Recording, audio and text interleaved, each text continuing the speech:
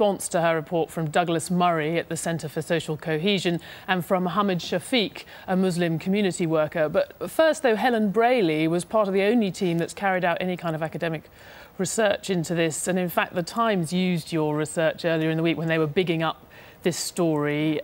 Does your research show what others have claimed it shows? I think the main problem with it is it's been taken out of context.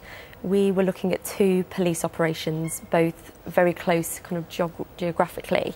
And so based on that data, we did find that there was a large Pakistani contingent in the offenders and the victims were predominantly white. However, when you look at the census data and the demographic for that area, there were some Asian and black victims, and they were actually overrepresented when you look at the sheer percentages. But you talk about percentages, but we do know, even if it's a broader problem, that it's not just maybe in the Muslim community. It clearly is a problem in the Muslim community. I mean, you wouldn't deny that. We've seen this evidence in all these cases. Yeah, I think the problem though is when you jump in with thinking about race too quickly, you can miss a whole load of other things that are happening in other areas. So by racially stereotyping this early on without a national scoping project, so we don't know what the situation is in other areas around the country, that you might be leading to a self-fulfilling prophecy of if people are looking for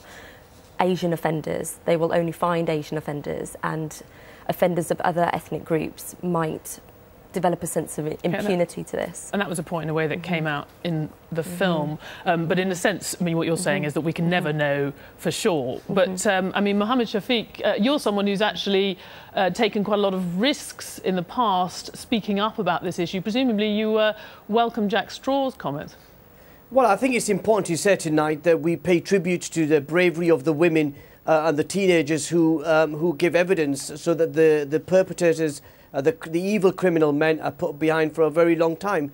And I think that's very important. But the central issue is this, that it's a sad reality that there are young Pakistani men, 53 in total of which we know, who've been convicted, who've been going around this country, who've been grooming white teenagers under the age of 16 in a horrific way. And I think it is time for the communities of the United Kingdom to stand up against this. This is not a race issue.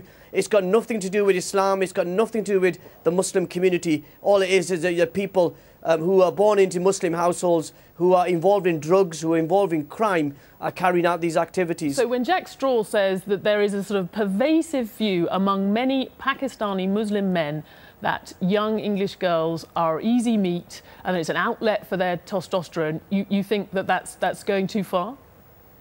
Well, I think Jack Straw was very narrow in what he was actually saying. He didn't go into detail of his argument, so I would be reluctant to. He's quite broad. He's saying that this is a view that's my in that point. community. He's far too broad. Well, but I think it's so not easy meat. They're not considered to be easy meat. Yeah, I mean, I think I've said that in you referred to the Times commentary piece that I also was involved in. What I tried to set out was there is a perception that some of these young men do not see white girls as equal, as valuable, of high moral standing as they see their own daughters and their own sisters. And I think that's wrong. It's a form of racism that's abhorrent in a civilized society. And that's why I've taken the initiative 2 years ago to speak out against this.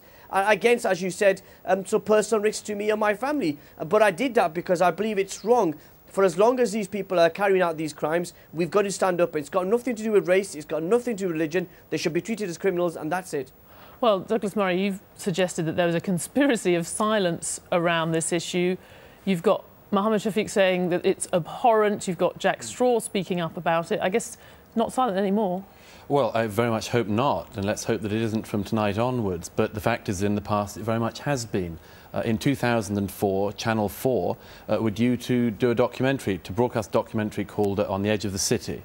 That also exposed this very story we're talking about tonight. The police asked Channel 4 not to show that documentary because the BNP was starting to talk about what they were boasting that it was going to be a great advert for the BNP. Because of that, all sorts of other people came in, said Channel 4 mustn't show this, they mustn't investigate this. Muslim leaders said they shouldn't be doing this. The fact is we can't sweep things under the carpet in Britain just because we don't like them. We've had it. It's been I'd rather talk about 2010 than talk about something that was been going on in 2003. Actually, you should be commending the community. You should be commending me tonight on Newsnight for actually taking a position on this. Absolutely, and I do commend you for it. I was talking about the background of this, which I think is very important to look at.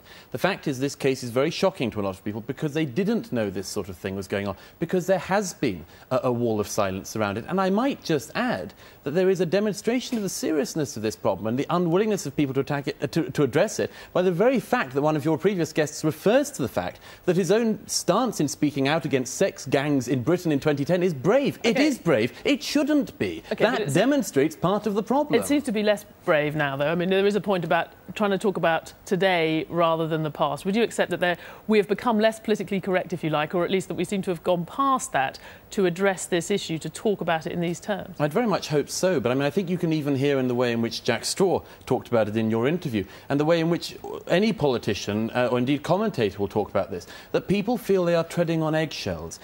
Modern Britain has all sorts of taboos, unspoken things that people don't want to get involved in case they're accused of all sorts of unpleasant things.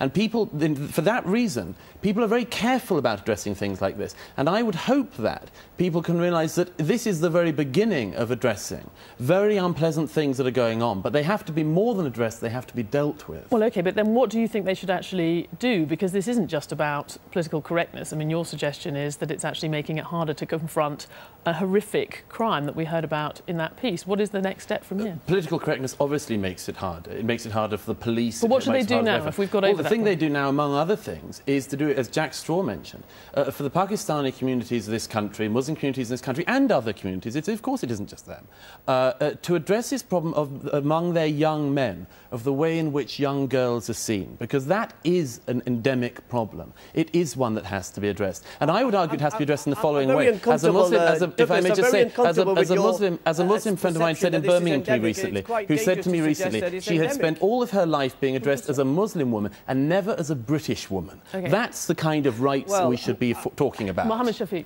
Well, you know what? I have to say Douglas is showing his true colours once again, suggesting it's endemic. It's not endemic. The vast majority of British Muslims, the vast majority of British Pakistanis find what's going on abhorrent. They find it evil. Of course, and the people I speak to on a daily basis have said just that. I mean, you rightly said there needs to be an honest and open debate. That's why I did the piece in the Times. That's why I welcome the national debate that we're having in this country. But I think we've got to be very careful in suggesting that something's endemic or is ingrained in these youngsters from an early age. What's ingrained from an early age is tolerance, respect, and these are basic values. And actually the criminals, and they should be treated like criminals, and not tarnished the whole community. You don't think, Mohammed Shafiq, that there is a cultural issue to be confronted where there's a double standard in the way that men in the Pakistani community, many men, think about white girls relative to other Pakistani girls or girls of Pakistani origin?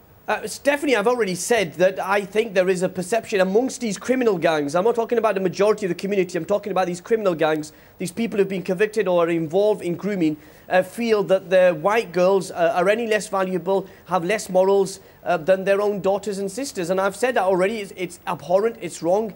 And we've got to do something about that. And that's why in the next few months I'll be going over to Holland to see what work they've done. They've successfully reduced their grooming amongst young Dutch girls and see what lessons we can learn. But I honestly believe that this debate was about opening up this issue, opening the taboo topics, and we're having that debate within our Muslim community and the Pakistani community. And I hope that as we move forward to deal with this issue in a structured way, but in a way that respects diversity, respects tolerance, and doesn't throw accusations like Douglas is throwing around that it's endemic. OK, I'm afraid we'll have to leave it there, but thank you very much. Diversity has limits. Thank you to all of you.